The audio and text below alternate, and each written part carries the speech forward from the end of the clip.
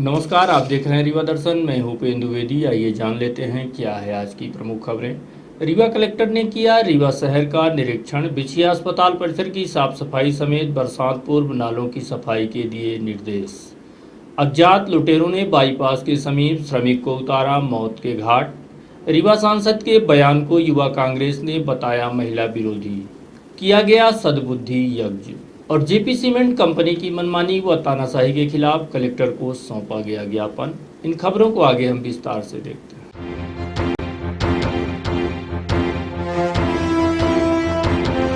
Rewa collector ने किया शहर का निरीक्षण। साफ सफाई के अलावा शहर के प्रमुख नालों की सफाई कराने जारी किए गए दिशा निर्देश। रीवा में पदभार संभालते ही नवागत कलेक्टर इलैयाराजा टी ने अपने अंदाज में रीवा नगर की व्यवस्थाओं को चौक चौबंद करने की दिशा में कार्य आरंभ कर दिया है। इसी कड़ी में कलेक्टर श्री इलैया स्वयं शहर के चप्पे चप्पे में पहुंचकर व्यवस्था बनाने दिशा निर्देश जारी कर रहे हैं। शनिवार को नगर निगम की टीम के साथ बिछिया अस्पताल के साथ साथ नगर के रानी तालाब समेत मानस भवन के समीप से निकलने वाले नाले का निरीक्षण करते हुए बरसात पूर्व पूरी तरह से साफ सफाई किए जाने का निर्देश जारी किया गया है। नगर पालिक निगम की टीम के साथ रीवा कलेक्टर इलैयाराजा टी ने सर्वप्रथम बिछिया अस्पताल के चारों तरफ फैली गंदगी का निरीक्षण किया और उसे तत्काल साफ करने के निर्देश जारी किए गए। बिछिया अस्पताल की साफ सफाई का जायजा लेने के पश्चात श्री इलैया ने रानी तालाब नाला सहित अमहिया एवं मानस भवन के समीप से गुजरने वाले नाले का स्वयं मौके पर पहुंचकर निरीक्षण किया और बरसात पूर्व सभी नालों की साफ सफाई कराने का दिशा निर्देश जारी किया। बरसात पूर्व सभी नालों की साफ सफाई कराने की दिशा निर्देश में सख्त निर्देश जारी किए गए। इस दौरान कलेक्टर के साथ नगर निगम अपर आयुक्त एस के पांडे, कार्यपालन यंत्री एस के चतुर्वेदी, स्वास्थ्य अधिकारी रावेन सिंह समेत अन्य टीम मौजूद रही। महोदय ने अपने शहर का भ्रमण किया। हम लोग सबसे पहले कुशाभाऊ ठाकरे जिला अस्पताल का भ्रमण श्रीमान जी के द्वारा किया गया और वहाँ पे अस्पताल के बाहरी परिसर में घूम के जहाँ भी कचरा और जहाँ भी गंदगी थी उसे मुझे निर्देशित किया गया कि उसको पूरी टीम लगा के बेहतर साफ़ सफाई और जो भी कचरा है उसको निपटारा किया जाए। मेरी टीम वहाँ पहुँच गई है और कल 4 बजे के पहले साहब का आदेश है कि वो परिसर जो है वो साफ़ सुथरा होना चाहिए।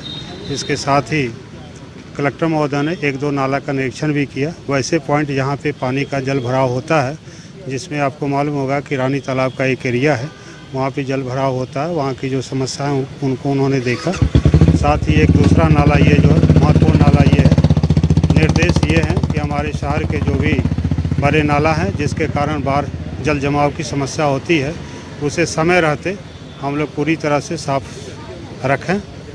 और इसके लिए जो भी मदद ये सहयोग जिला प्रशासन का, वो मुझे भरोसा है कि कलेक्टर सर, एडीएम मैम या एसडीएम मैम या जो भी हमारे अमले हैं, कहीं भी अतिक्रमण आदि की यदि कोई समस्या बात आएगी तो वो हमें भरपूर सहयोग करेंगे, ऐसा उन्होंने आश्वासित किया। और कहाँ निरीक्षण किया गया?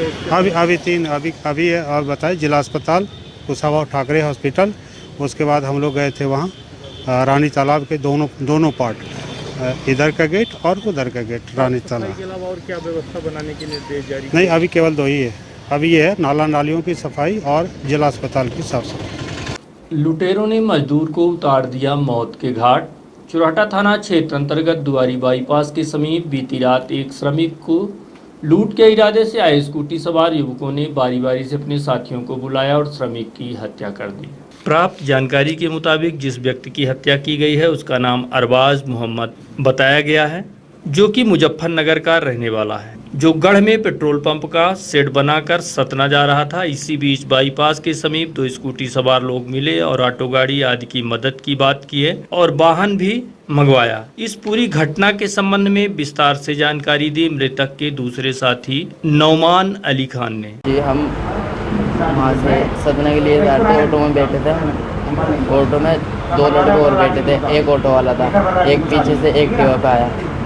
एक्टिवा पे आ गया, उसने एक्टिवा रोक लिया और ऑटो को रुकवा लिया। तो फिर वो कहने लगा कि तुम ट्रेन से चले जाना, 5 मिनट है ट्रेन में। तो फिर हम अड्डों को बातचीत करने लगे, अलग अलग तीनों चारों में बातचीत करने लगे। फिर हम अरबाज भाई और मैं उतर गए नीचे। अरबाज भाई को शक होने लग गया क्योंकि कभी कुछ हमारे साथ हो जाए, हम वहीं पे उतर गए। फिर मैं बैठ के आगे जा लिए पुल पे।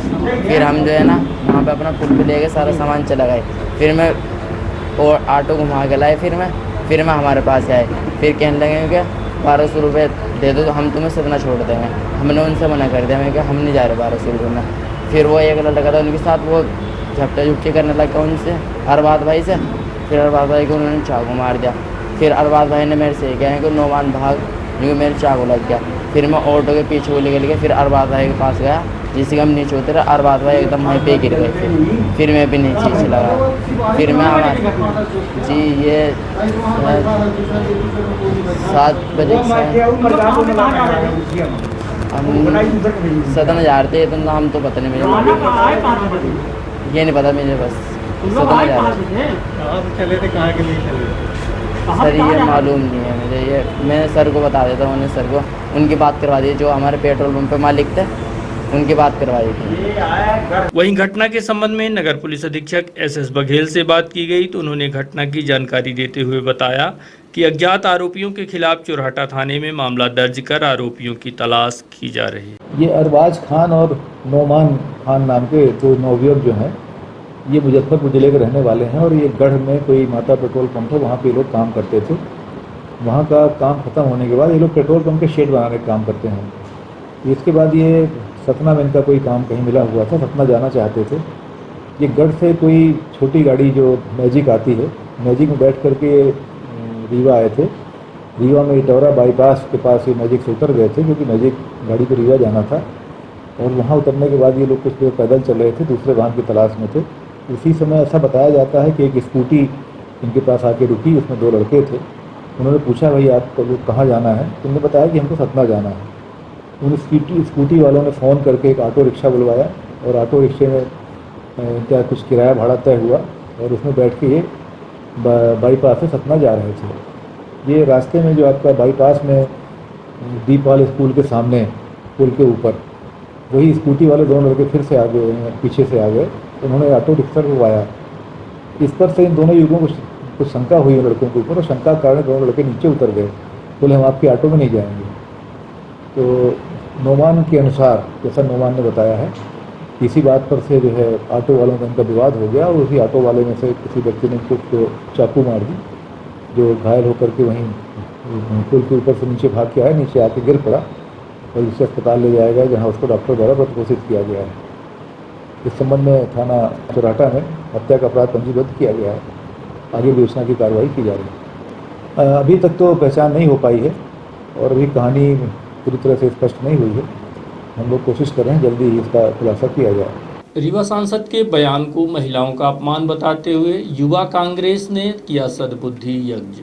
रीवा सांसद जनार्दन मिश्रा द्वारा कुपोषण को लेकर दिए गए बयान में कहा है कि जिले में महिलाएं शराब व कोरेक्स का नशा करती हैं। इस बयान को युवक कांग्रेस द्वारा महिलाओं का अपमान बताया गया है, जिसके बाद युवक कांग्रेस के दर्जनों युवकों ने चिरौला मंदिर पहुंचकर सांसद को सद्बुद्धि की मांग करते हुए हवन पूजन किया है। तो हम सबसे पहले आपको वो बयान सुनवाते हैं जिसमें सांसद ने महिलाओं एवं युवतियों को नशे में लिप्त होने की बात कही है। आप खुद सुनिए सांसद जनार्दन मिश्रा ने क्या कहा। गांव वाइज है, ब्लॉक वाइज है, गांव में और ब्लॉक में 182 गांव की सूची है उनके पास। वो कई क्लासिफिकेशन कर रखा है उन्होंने, कुपोषित, अति कुपोषित, सामान्य, इस तरह से 3 श्रेणियां हैं उनकी। तो वो चाहे जो भी हो, उन्होंने अपना बना लिया है जितना बनाना। हम तो 80% बच्चे कुपोषित पैदा हो रहे हैं इस जिले में।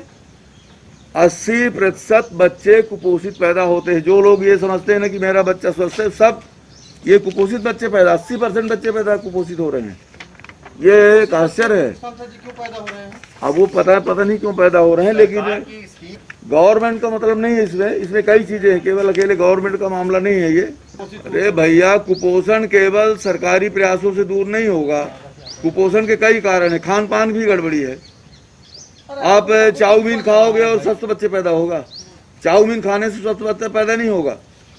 कुपोषण के लिए कई शहर वाले चाउमीन खाते कि गाँव वाले भी चले जाओ ना, तमाशा देखो। शराब पीने से कुपोषित बच्चा पैदा होगा, वो बचेगा। फिर कुछ तो खा रहे हैं लोग, यहाँ खाने को शराब पी रहे हैं, शराब पी रहे हैं। आप कल्पना नहीं कर रहे हो, मजदूर औरतें जिस तरह से हो रहा है वो सब। आदमी पी रहा है कि औरत आप दूर समाज कहाँ हो? 16-16 साल की बच्चियां नशे की गोलियां ले रही हैं, शराब पी रही, कोरस पी रही हैं। आप तो समाज से बहुत दूर हो। कोई समाज रिस्पांसिबल है। समाज, सरकार, एक एक आदमी के मुंह पर सरकार नहीं बैठेगी। सरकार शराब की दुकान देती है, सरकार शराब की दुकान दे रही है ना, तो वैधानिक रूप से है और देना चाहिए। नहीं देंगे तो पैसा कहाँ से आएगा?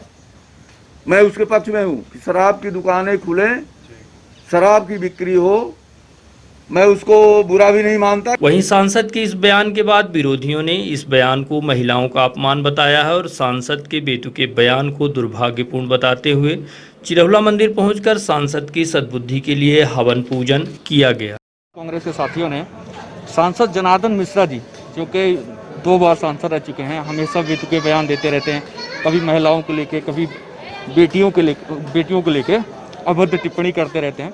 तो हम लोगों ने आज हवन किया है और भगवान चिरौलानाथ स्वामी से प्रार्थना की है कि उनको सद्बुद्धि दे, और अगर भगवान सद्बुद्धि नहीं देते तो हम यूथ कांग्रेस के सभी साथी उनको पागल खाने भेजने का इंतजाम भी करने चाहेंगे और उनके इलाज का सारा खर्चा भी उठाना चाहते हैं। काफ़ी दिनों से बीमार हैं। अभी लॉकडाउन में भी उन्होंने व्यक्ति का बयान दिया था, डॉक्टर राजेश सिंघल जी को उन्होंने मृत घोषित कर दिया था। तो इस तरह के बयानबाजी वो लगातार करते ही रहते हैं। तो और अब वो मानसिक रोगी, मुझे ऐसा लगता है कि मानसिक रोगी है या किसी अव्वल दर्जे का कोई ऐसा नशा करते हैं, अफीम या चरस टाइप का कुछ भी होगा जो शायद वही समझ सकते हैं, हम लोगों को समझ में नहीं आता। और पूरा रीवा और पूरे देश में जो स्थिति है कोरोना महामारी को लेकर, उसके बाद ऐसे बयान और ये सब देश को शर्मसार और हमारी जनता को शर्मसार करने वाली बातें। महिलाओं के लेकर अभद्र टिप्पणी की 16 साल की बच्चियां, 18 साल की बच्चियां यहाँ भुखमरी है, देश में खाने को नहीं है, दो वक्त की रोटी लोग नहीं खा पा रहे हैं। वो बोलते हैं कि नशेड़ी हैं, कोरेक्स पीती हैं, गांजा पीती हैं, शराब पीती हैं। ऐसी अभद्र बातें अगर एक माननीय सांसद दे रहे हैं तो ये तो हम लोगों की समस्या। संगठन में बड़े पद पे बैठे हुए लोग हैं, उनसे हमारा ये निवेदन है कि माननीय जो हमारे रीवा जिले के सांसद हैं जनार्दन मिश्रा जी, उनका एक उचित इलाज कराएं। और अगर वो इस चीज़ में सक्षम नहीं हैं तो हम युवक कांग्रेस के सभी साथी जो भी हम लोगों से बन पड़ेगा, सभी लोग पैसे इकट्ठा करके और उनका इलाज कराने का हम लोगों ने ठाना है। आगे इस तरीके के बयान जो कि रीवा की जनता के लिए वो आए दिन करते रहते हैं, वह सहा नहीं जाएगा, कहीं से कहीं तक नहीं सहा जाएगा। हम लोग इसकी घोर निंदा करते हैं और चाहेंगे कि भारतीय जनता पार्टी के हमारे जो विधायक जी हैं, पूर्व मंत्री रह चुके हैं, वो इस बात को अपने संज्ञान में लें और उनका इलाज कराएं। जेपी सीमेंट कंपनी की मनमानी के खिलाफ कलेक्टर को सौंपा गया ज्ञापन। एक तरफ जहां केंद्र व राज्य सरकारों द्वारा कोरोना संक्रमण व लॉकडाउन के चलते किसी को नौकरी से न हटाए जाने समेत उनकी उचित व्यवस्था किए जाने के दिशा निर्देश जारी किए गए हैं, वहीं दूसरी तरफ रीवा जिले में संचालित जेपी प्लांट में कंपनी संचालक व प्रबंधन की मनमानी सामने आ रही है, जिसमें तकरीबन 1200 श्रमिकों को कंपनी द्वारा कार्य से बाहर का रास्ता दिखा दिया गया है, जिसके खिलाफ सीमेंट मजदूर एकता यूनियन लामबंद होकर कलेक्टर कार्यालय ज्ञापन सौंपने पहुंचा। ज्ञापन सौंपने कलेक्ट्रेट पहुंचे सीमेंट मजदूर एकता यूनियन के पदाधिकारियों ने कलेक्टर को ज्ञापन सौंपते हुए मांग की है कि इस मुश्किल हालात में अगर श्रमिकों को काम से बाहर निकाला गया तो श्रमिकों के सामने बड़ा संकट खड़ा हो जाएगा। ज्ञापन सौंपने पहुंचे सीटू जिला अध्यक्ष गिरजेश सिंह सेंगर ने अपनी मांगों के संबंध में विस्तार से जानकारी दी। ये जो सीमेंट कारखाने हैं, खास करके जो जेपी का सीमेंट कारखाना है, उसमें लॉकडाउन के समाप्त होने के बाद बड़े पैमाने पर मजदूरों की छटनी की जा रही है। 1200 से आसपास जो है मजदूर जो है उनको उन्होंने काम से बाहर रखा हुआ है। उसी और उन्हीं का एक कारखाना जो है HEW है।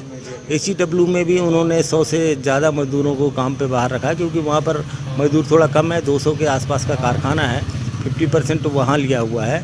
तो आज हम लोग कलेक्टर साहब से यही कहने आए थे कि अभी पूरे देश भर में और रीवा ज़िले में भी रोज़गार का भारी संकट है।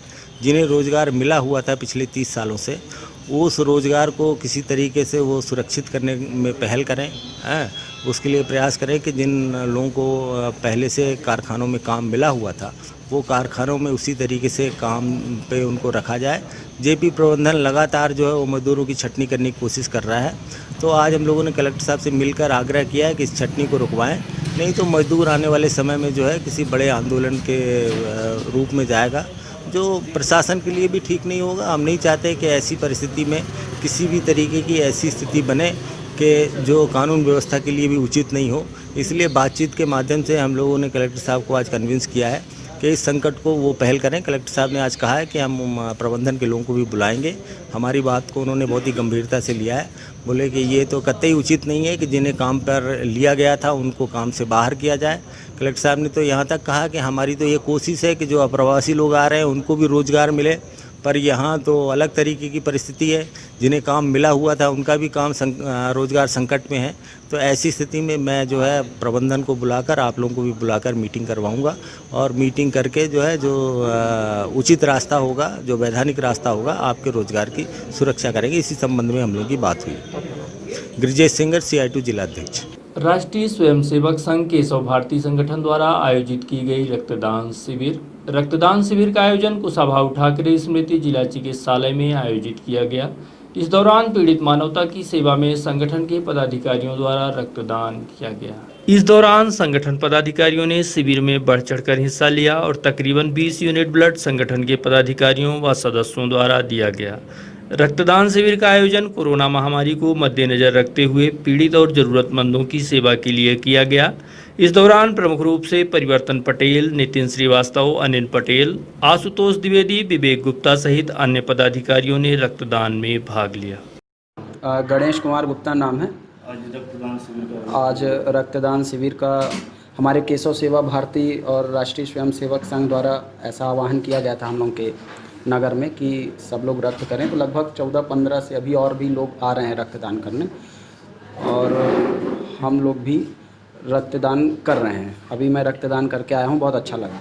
और इसमें बताया जा रहा था कि रक्तदान करने से कोई ज़्यादा परेशानी नहीं होती है। रक्त का थक्का जब जमता है तो उससे खून गाढ़ा रहता है और हार्ट अटैक की भी संभावना आती है लोगों को। तो अगर जो रक्तदान उनका खून पतला रहता है और बहुत सारी बीमारियां उनको नहीं होती हैं और ये खून अपना 120 दिन में फिर से बन जाता है। 20 कर दिए हैं और शायद आ रहे हैं, फ़ोन किया जा रहा है तो आने को है, 20 में कहीं है। पहली बार दे रहे हैं? हाँ, आज मैं पहली बार दे रहा हूँ। कैसा लगा? बहुत अच्छा लगा। पहले थोड़ा सा डर लग रहा था कि कहीं चक्कर करना है, लेकिन बहुत अच्छा लग रहा है। और लगभग 20 लोगों ने दिया है अभी और अच्छा लग रहा है। अब मुझे लगता है कि हर 3 महीने में दे देना चाहिए, किसी की जान बचती है तो। क्या नाम है आपका? मेरा नाम ज्ञानेंद्र सिंह है। ये हमारे राष्ट्रीय स्वयंसेवक संघ एवं केशव सेवा भारती के तत्वावधान में रक्तदान शिविर आयोजित था, जिसमें लगभग 20 लोग दे चुके हैं। अभी और आने की संभावना है। आपने भी? नहीं, मेरा उम्र ज़्यादा है, थोड़ा 55। मैं संघ में काम करता हूँ, कार्य करता हूँ संघ का। आज यहाँ दिनांक 13 जून 2020 को राष्ट्रीय स्वयंसेवक संघ के केशव सेवा समिति द्वारा लगभग 20 यूनिट ब्लड का रक्तदान कराया गया। मेरा नाम है डॉक्टर किरण त्रिपाठी। मैं पैथोलॉजी डिपार्टमेंट और ब्लड बैंक का देखती हूँ यहाँ डिस्ट्रिक्ट हॉस्पिटल में, मेडिकल ऑफिसर हूँ।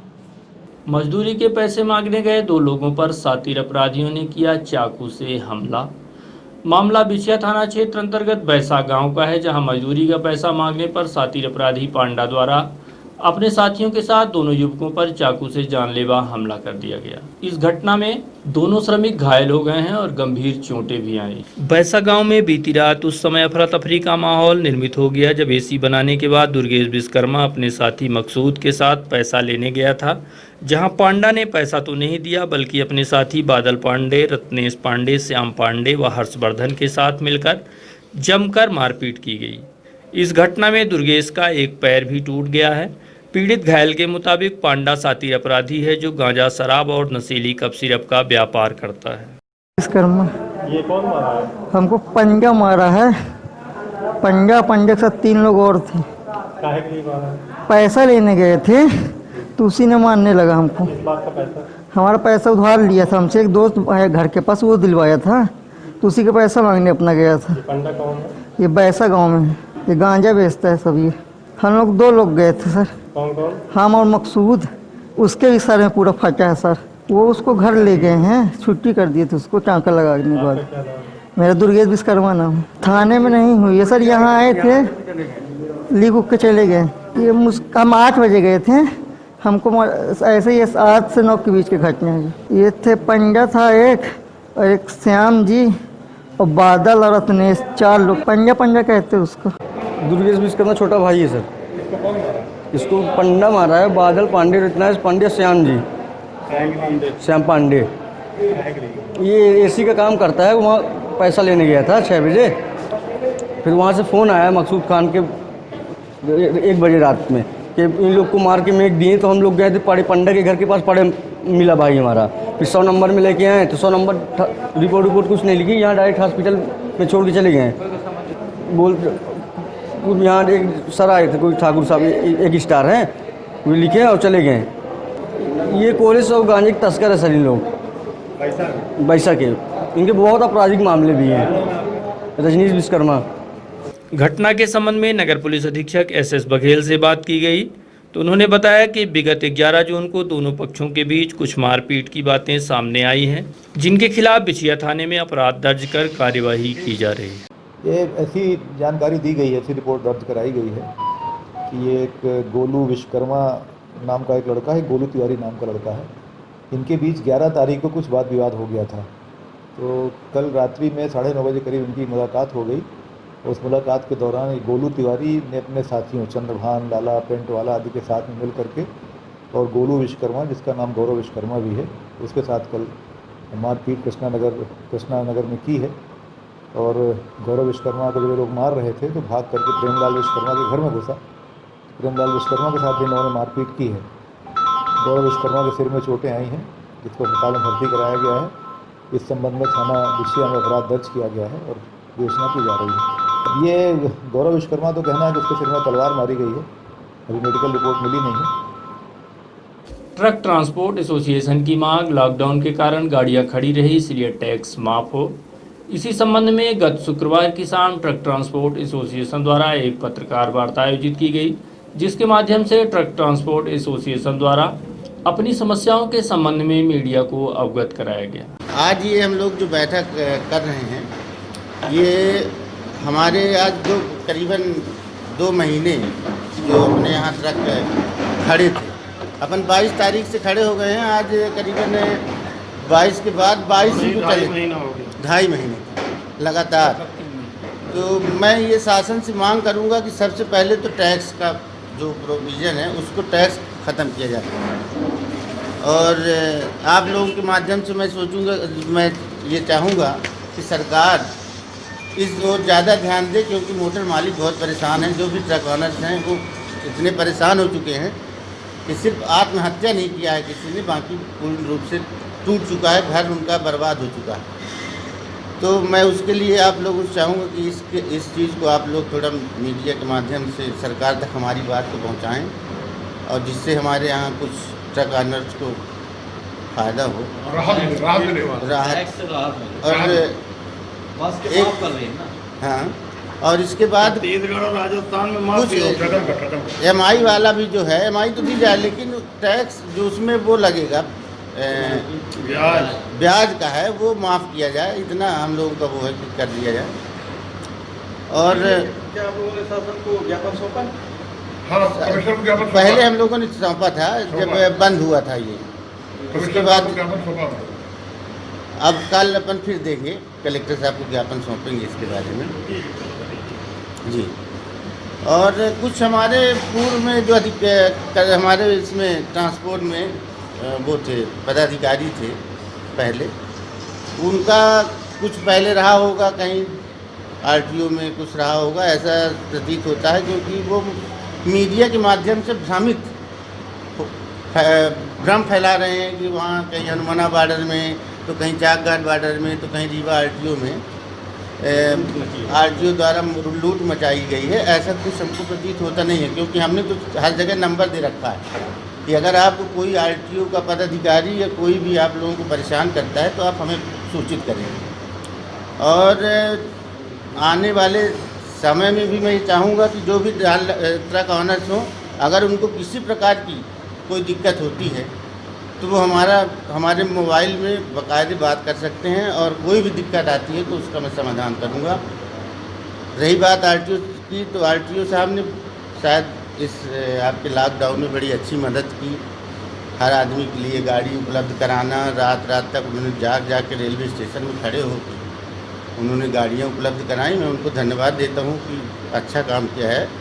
और अगर इस तरह से कुछ हो रहा है तो मैं उसके लिए आरटीओ साहब से फिर बात करूँगा।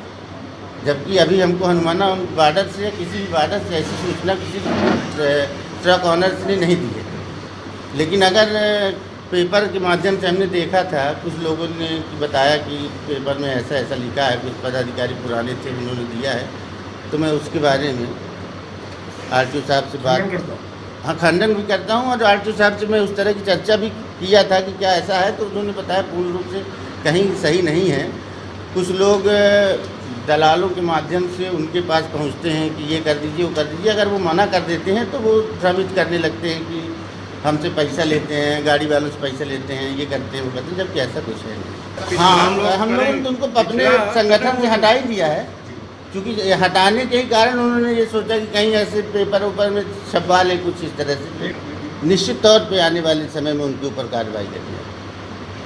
पत्रकार वार्ता के दूसरे दिन शनिवार को ट्रक ट्रांसपोर्ट एसोसिएशन के पदाधिकारियों ने कलेक्ट्रेट पहुंचकर रीवा कलेक्टर को ज्ञापन सौंपते हुए अपनी समस्याओं से उन्हें अवगत कराया है। ज्ञापन सौंपने कलेक्ट्रेट पहुंचे ट्रक ट्रांसपोर्ट एसोसिएशन के अध्यक्ष अनिल तिवारी ने लॉकडाउन की वजह से वाहन नहीं चलने पर इस बात के लिए टैक्स माफी की मांग की गई है। इसके अलावा डीजल पेट्रोल के बढ़े दामों को वापस लिए जाने सहित FCI non railway rack point से ओवरलोडिंग पर रोक लगाए जाने समेत अन्य मांग की गई है। इस दौरान एसोसिएशन के अन्य पदाधिकारी भी मौजूद रहे। हमारी जो टैक्स है गाड़ियों का, वो माफ़ कराने की मुख्यमंत्री जी से मांग रखी गई है, जो कलेक्टर साहब के ज्ञापन के माध्यम से मुख्यमंत्री जी तक पहुंच जाए। और आप लोगों के माध्यम से, मैं मीडिया के माध्यम से भी चाहूँगा कि हम लोगों का पूरी तरह से आप लोग मुख्यमंत्री तक पहुँचाइए, जिससे यहाँ के मोटर मालिक अपने आप में ज़िंदा रहें। क्योंकि आज की जो स्थितियाँ हैं वो बिल्कुल अनुकूल हैं, क्योंकि हमारे यहाँ सीमेंट उद्योग पूरी तरह से ठप हैं, जो कि गाड़ियाँ हम लोगों की सबसे ज़्यादा सीमेंट में ही चलती थी। इसलिए हम चाहेंगे कि हम लोगों को टैक्स माफ़ कर दें। और दूसरा मुद्दा है कि जो यहाँ पे अपने यहाँ FCI में जो गाड़ियाँ चल रही हैं वो ओवरलोड चलती हैं। कुछ ठेकेदारों द्वारा उनको पूर्ण रूप से अपने उस कब्जे में ले लिया गया है, जिससे लोकल गाड़ियों को चलाने में बड़ी कठिनाई होती। तो मैं चाहूँगा कि कलेक्टर साहब ये थोड़ा यहाँ के जो छोटे मोटे मोटर मालिक हैं उनके ऊपर ध्यान दें और उनकी भी गाड़ियाँ चलें, जिससे अंडरलोड चलें, जिससे सबकी गाड़ियाँ चल सकें, काम बढ़ जाए। काम बढ़ेगा तो सबकी गाड़ियाँ चलेंगी, सबको काम मिलेगा। और तीसरी पोजीशन ये है कि हमारे यहाँ पहले कुछ पदाधिकारी थे जो आरटीओ आपके हनुमाना चाक घाट में उनकी कहीं रही होगी पैठ, तो हो सकता है पहले उनसे कुछ पैसे वैसे लेते रहे हों आरटीओ साहब से या किसी और से। हम लोगों ने अभी तक तो ऐसा कुछ वो नहीं था, लेकिन हमको बताया गया है कि ऐसा हो रहा है। वहाँ पे जाके पटांग किया जाता है और नाम ये लगाया जाता है कि गाड़ी वालों को परेशान करते हैं, जबकि हम लोगों को ऐसा कोई वो नहीं है, न गाड़ी वालों को उन्होंने अभी तक परेशान किया है। तो हम चाहेंगे कि आपके माध्यम से ये आवाज़ वहाँ तक जाए। और आरटीओ साहब से मैं उनसे कलेक्टर साहब से निवेदन करूं कि अगर इस तरह के फर्जी लोग किसी भी तरह का आरटीओ में कुछ हस्तक्षेप करते हैं तो उनके ऊपर कार्रवाई की जाए। पूर्ण वो दिया है, उन्होंने कहा कि हम प्रशासन तक बात पहुंचाएंगे। आप अपना नाम और पद बता दीजिए। अनिल तिवारी, ट्रक एसोसिएशन अध्यक्ष रीवा। शहर में नहीं थम रही है बाइक चोरियां।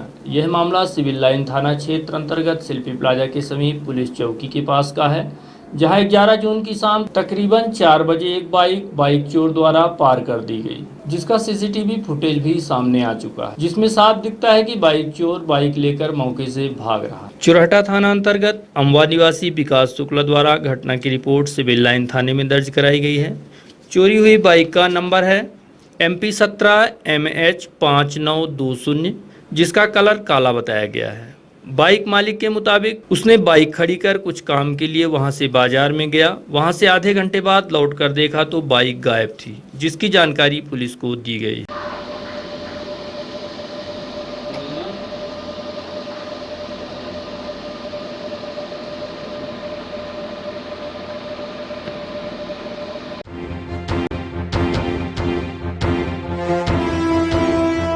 और अब चलने से पहले एक नज़र आज की प्रमुख खबरों पर फिर से। रीवा कलेक्टर ने किया रीवा शहर का निरीक्षण। बिछिया अस्पताल की साफ सफाई समेत बरसात पूर्व नालों की सफाई के दिए निर्देश।